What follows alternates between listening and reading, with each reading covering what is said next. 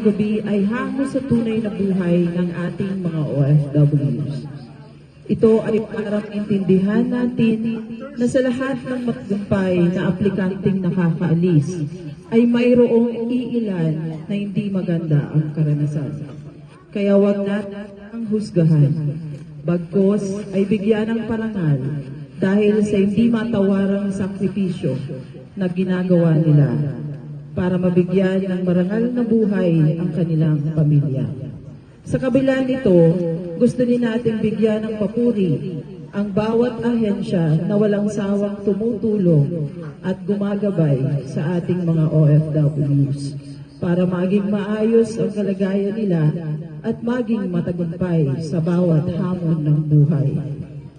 Ang mga magsisiganap, Madam Wada as female employer, Mary Grace Amole, Maria Padwid as household service worker, Apple Roncales, Sir Asad as Baba, male employer, Aris Rosales, Madam Wada as stroke employer, Raquel Coronel, Nora Sumangan as caregiver, Lalene Laurente, Jessa Gonzalez as factory worker, Cecil Barbacena, and Mary Ann Rojas as factory worker, Joanne Labindao.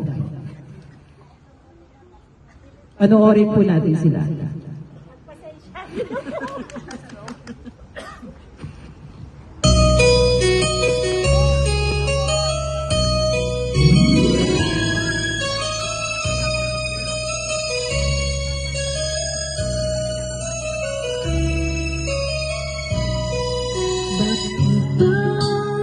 Bimutas ng buhay ko noon, mali ginagawa. Bakit nga ba ako kamatayan ng katumba sa salang di ako? Katarong ay bakit na to?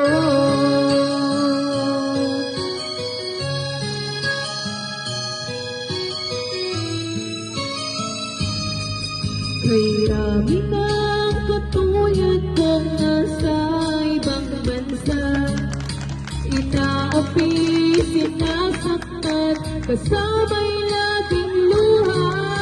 Marahil nga ay di kami ang tanging pinagpala ng may lalaki pa sa balat ng lupa.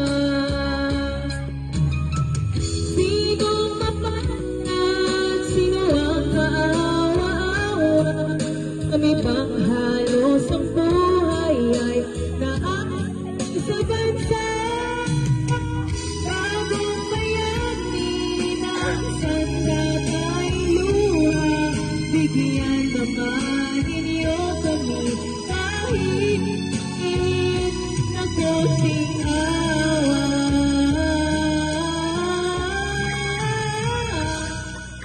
Mayroon ka ba sa mga katulad ko?